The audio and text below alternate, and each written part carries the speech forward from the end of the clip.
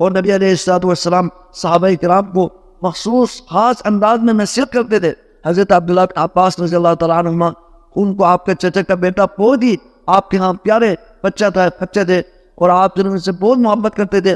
اور حضرت عبداللہ بن عباس بھی ہمیشہ اللہ کے نبی کے ساتھ ہوتے تھے، اور ہم نبی علیہ السلام سے جو احادیث سننے کی، آپ کے عمل کو دیکھنے کی ان کے بہت اس کے اندر شوق ہوتا تھا. تو حضرت عبداللہ بن عباس سے آپ نے بہت ہی زیادہ قیمتی انہیں نصیحت کی ہے.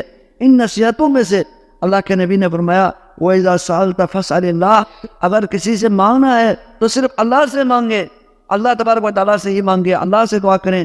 وَإِذَا اسْتَعَنْتَ، اگر کسی سے مدد لینی ہے تو فَاسْتَعِنْ بِاللَّهِ، صرف اللہ سے مدد لیجیے. یہ آپ نے حضرت عبداللہ بن عباس کو، دیگر صحابہ کرام کو آپ نے خصوصی طور پر یہ فرمایا کہ دعا کرنی ہے تو صرف اللہ سے ہی دعا کریں. اور یہی تو تمام انبیاء کرام کا تو یہی تو درس تھا.